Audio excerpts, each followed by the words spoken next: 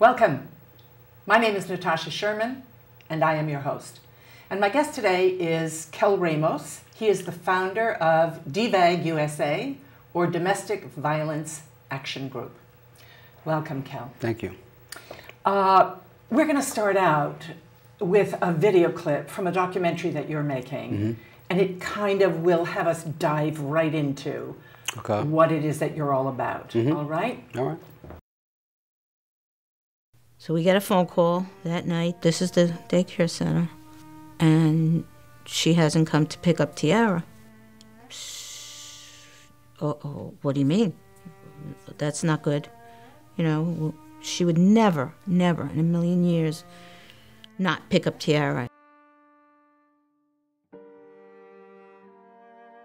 So my mother called me. She sounded worried and she was like a little frantic. And she said, can you go over to Misty's house and see if she's okay?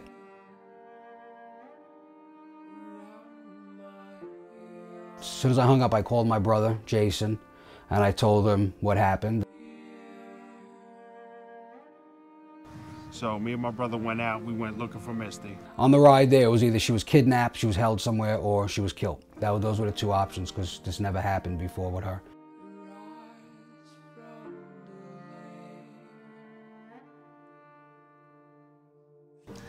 When we pulled up, we saw my sister's car in the parking lot. So we were like, that's crazy, is she home? So I say, this isn't good. Like, her car's there, this isn't good. We were calling her phone, Noelle's phone, nobody was answering. My brother touched the doorknob and the door opened, so it wasn't locked. And we walked in. And we walk in and Misty's, she's lying on the ground in our hallway. You know, she's got, her arms are wide open and she's got strangulation marks all around her neck and stuff like that, a little blood underneath her nose. And her shirt was half off. You know, her pocketbook and all the belongings were all strewn all over the floor like she was dragged. So she was fighting, I can tell, like it was a struggle. Throughout all of that, I had to call my mother and let her know the bad news. And that was like the worst thing I ever had to do in my life. You know, I remember his words. He said, it's not good. And I said, well, you know, what do you mean? He said, it's not good. And, you know, I just kept saying, what do you mean? And he said, she's gone. You know, so.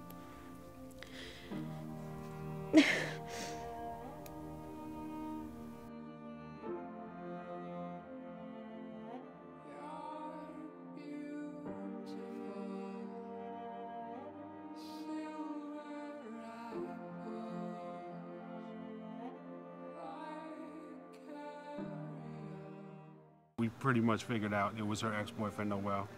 That was the main suspect. And when my brother tried to call him, he didn't answer. We knew it was him.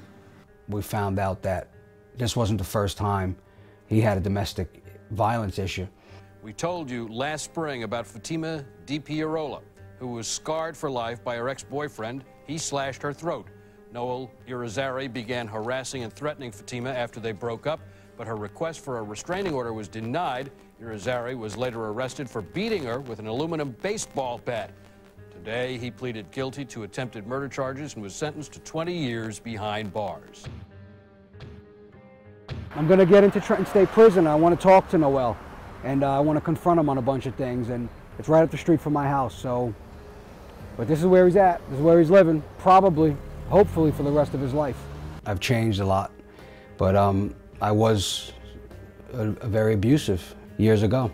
Any relationship I was in, I was domineering, you know, I was dominant. If I didn't get my way, I'd get angry. It would escalate. The abuse with him was mental, was, you know, somewhat physical. Even the marriage I'm in now, it was like that for a long time. I dealt with what I had to deal with.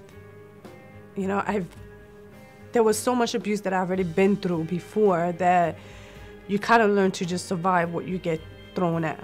And that's what I did. She was a victim, so that's what she knew how to be. So when we met, I was an angry abuser, she was an angry victim, and we came together like a plug in a socket, and we just carried out those ways for a long time.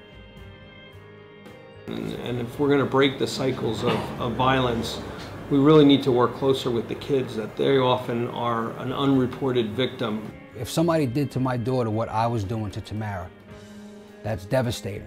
That's like, I can't even, you know, explain the feelings that I would have if somebody was mistreating my little girl, my baby, my daughter. The thing that drives me to do this is my sister could have been saved if there was a registry. You know, if there was a registry and Noel was on it, she would have saw what he did, we would have all known what he did, and we all would have made sure that that relationship was over. You know, it's interesting when you think about how counties in the U.S. have been able to successfully pass animal abuse registries.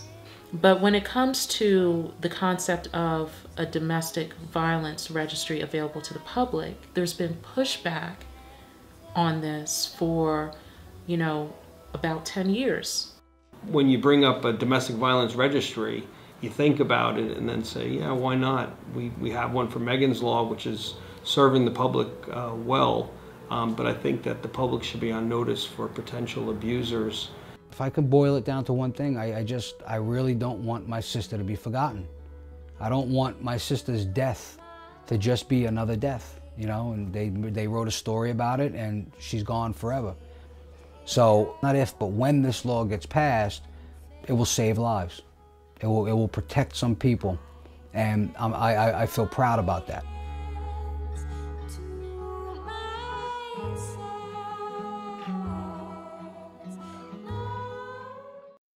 So, you know, that little video clip tells a lot in a very short period of time, but I want to talk about your personal history a little bit. So, you grew up in, from what I gather, was a violent atmosphere. Is that correct?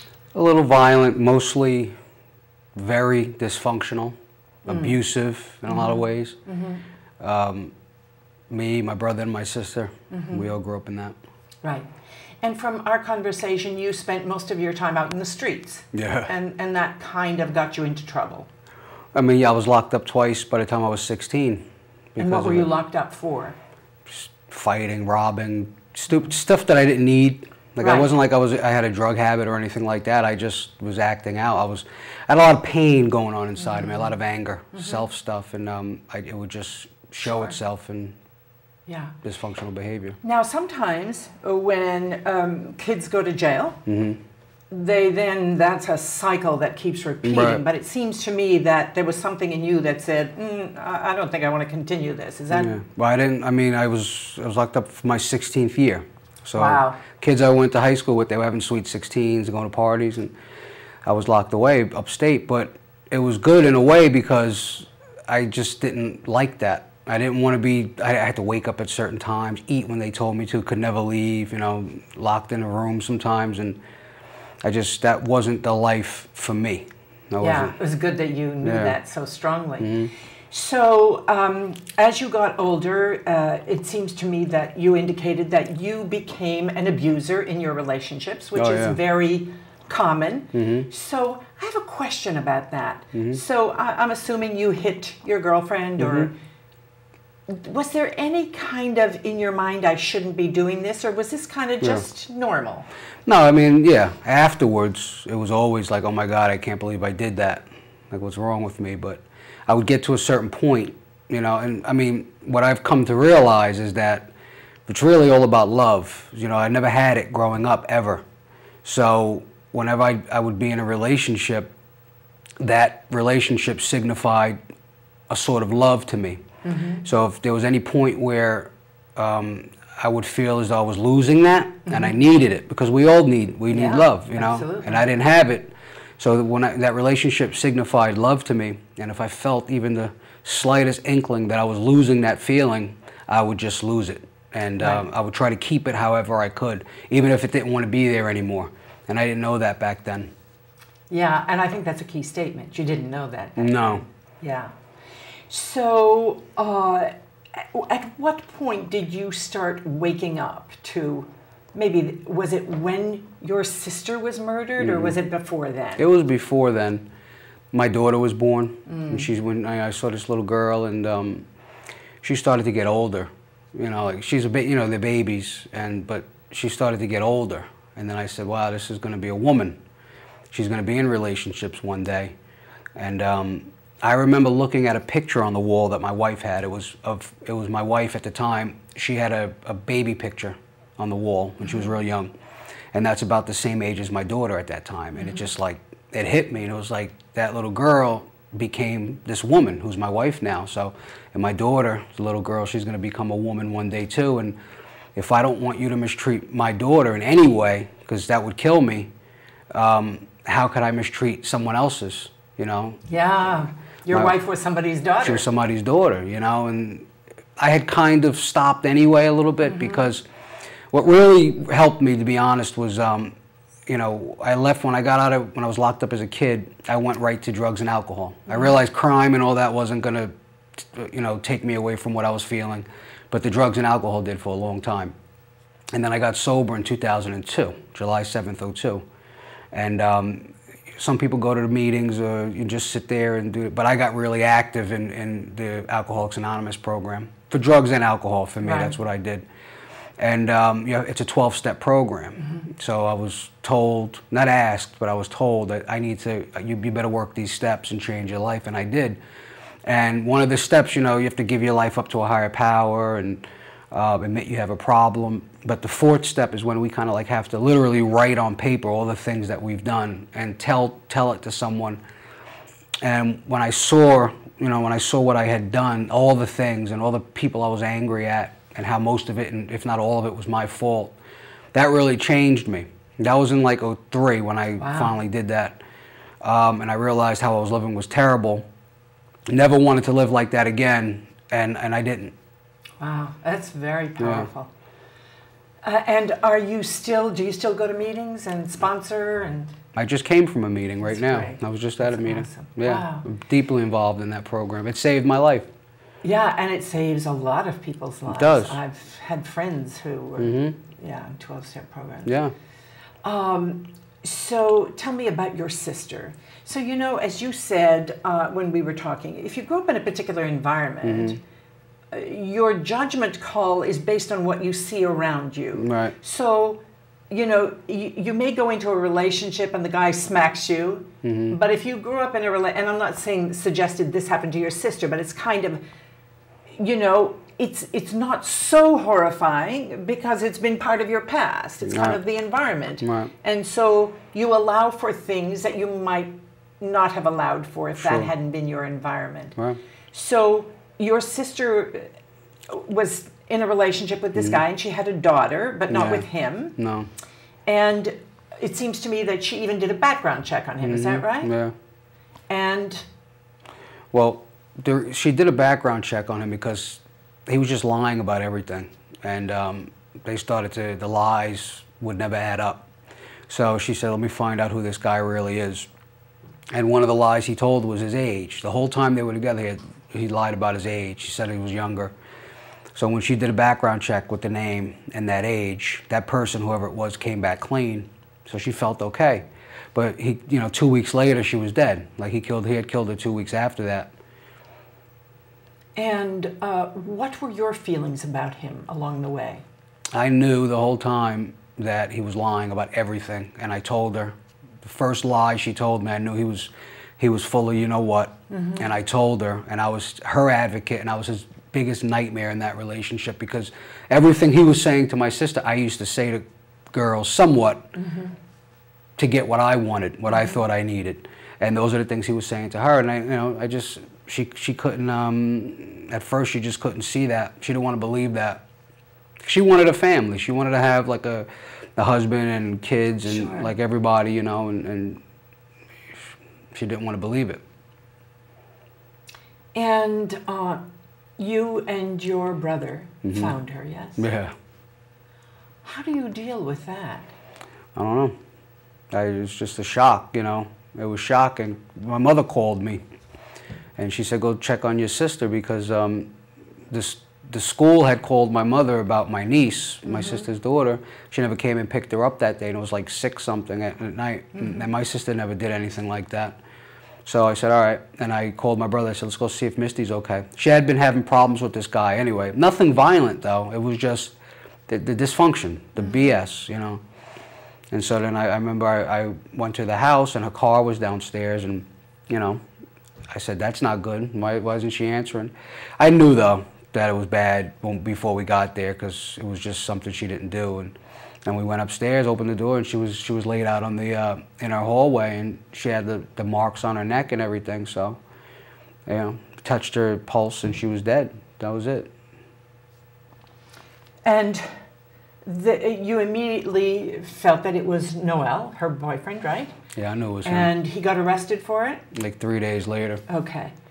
So part of the thing I want to talk about when we get into, you know, what your mission is now, but I also read online that you went and confronted him. Is that the truth? No, I haven't been able to get into the prison he's at yet. And what is it you would like to say to him? I don't you know, I think I might have had an idea of what I wanted to say, like what happened that night, why.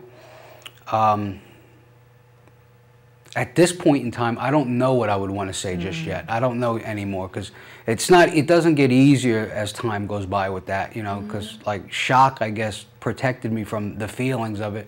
But now it's probably worse, you know, and I see her daughter getting older. My mom raises her daughter now. So I don't know. I'll cross that bridge when I get there one day. I don't know what I would say. I don't even know if I really want to see him right now, to be honest with you. So besides grief and loss, and as you say, you see her daughter, you know, growing up, is there any rage or? Just, I think, sadness right now. Yeah. So you started this organization, and let's talk about that. Let's talk about your mission, because I read where every day in America, more than 3 women are murdered by their intimate partners. And 74% of Americans personally know someone who is or has been a victim of domestic violence. Right. What do you want us to do with that information? Well, it's close to 4 women a day. So last night, almost, if not 4 women were killed, right, by their intimate partner, boyfriend, ex-boyfriend, husband, ex-husband, things like that. 1 man, too. So it's not just women, but it's predominantly women, and that's what I'm focused on. Violence against women more, I guess, because of the personal experiences and stuff. And I just think we're only as good as the women around us. So if we're abusing women and stuff like that, then our society has some serious issues. And I didn't always think like that. Right. But I guess the dream goal of the Domestic Violence Action Group would be to change the culture in our society around violence against women. You know, like, there's been so many issues that we've had here, drunk driving, AIDS, you know, homosexual groups and things like that, where the way people looked at that was different than it is today. 20, 25, 30 years later, the whole culture in our society changed around that problem. So we need to do that when it comes to violence against women, domestic violence. For me, it's more violence against women, but it's domestic violence. It's kind of the same thing. Men need to stand up and be more part of the solution, because we're not. I mean, whether we commit those offenses or we don't, let's say we don't commit those offenses, and we know of a woman that gets, you know, beaten or abused badly or whatever. A man might not like it and say, he might say, oh, that's terrible, but then he goes on with his life as if it never happened. So in a way, as if it's kind of not his business. It's not. I didn't do it. It's not my business, right? We kind of put our heads in the sand, and I really believe that women have been fighting this battle for a long time, but they can only go so far, because men, us, we need to take up the fight with women. We need to be more part of the solution, and we're not. So the dream goal of this organization is to get more men, former batterers who've changed, men who've never had that issue before, to be a part of the solution, to stand up, speak out, unite, to end violence against women, hold other men accountable for what they do, stuff like that, you know. You know, the 3 things that this organization is going to work on, it's actually 4 things, I'm sorry. We're going to have a batterers intervention program that we've developed, and now we're redeveloping. So people who get convicted of these offenses will get the referrals, and we'll teach them how people like myself, what we used to do, the consequences, what happened, and now what life is like. You know, you don't have to stay stuck in that BS, and what it mainly consists of are feelings inside that we can't deal with yet. So we're going to have a batterers intervention program that's being redeveloped right now by residents at Rutgers University. So I have a friend who's a PhD therapist, and she said, give me the programs, let's redevelop them. We want to bookend the problem so of violence against women. Men on one side, children on the other. So children grow up to know that this is just something they don't do. And women, kids, little girls know that it's something that they don't allow. Something they used to do back then. That's what I want them to be able to say one day. Yeah, we used to, abuse women, but we don't do that anymore. Did we change the outlook and the culture in our society?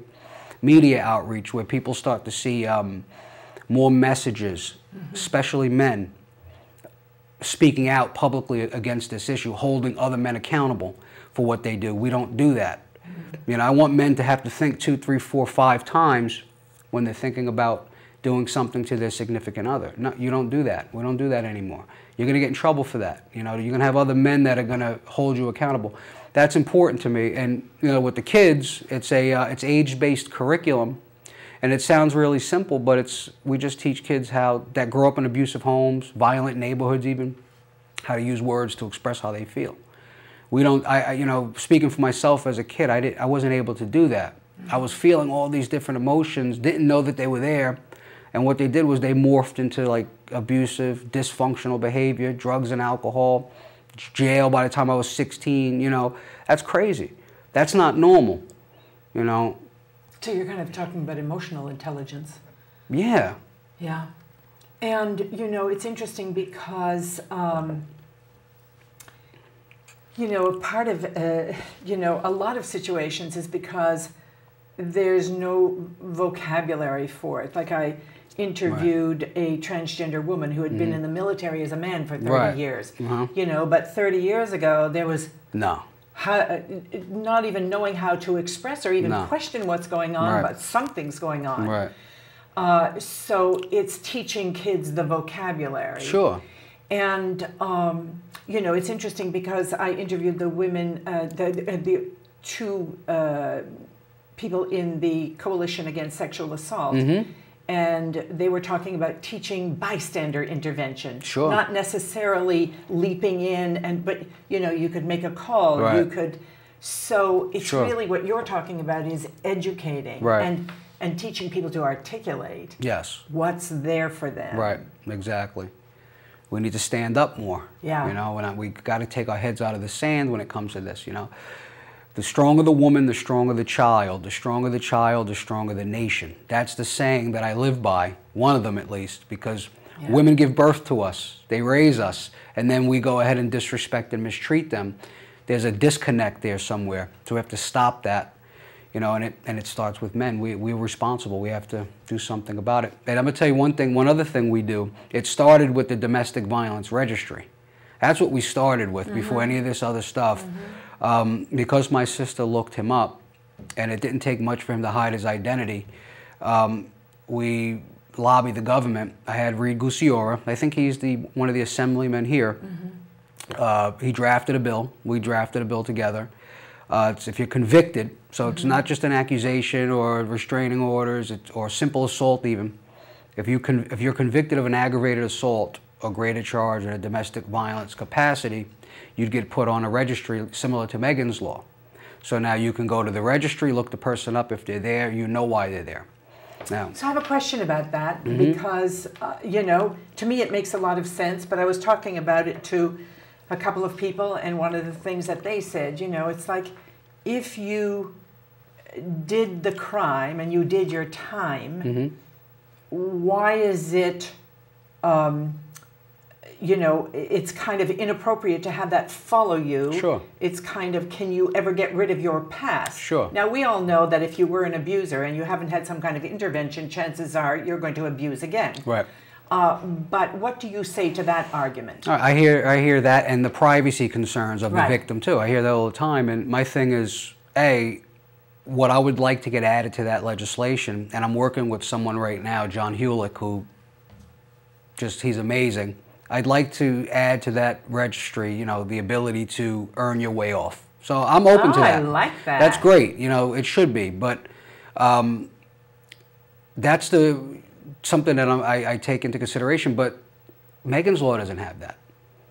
Right. And there are a lot of people on those lists that, you know, don't belong there. Right. Right. Public urination right. puts you on that list. It is. You know? I know someone who's on that list and because they did that. that's pretty scary. It's very scary. And I think they're changing that a little bit too. They're adding an addendum to it or something. Right. So, you know, right. But it was such a drastic thing that happened, and so they had to make drastic changes, and I get that, but unfortunately some people got caught in the dragnet, and I don't want that to happen, and that's why we start at the aggravated assault level too, because aggravated assault is unmistakable.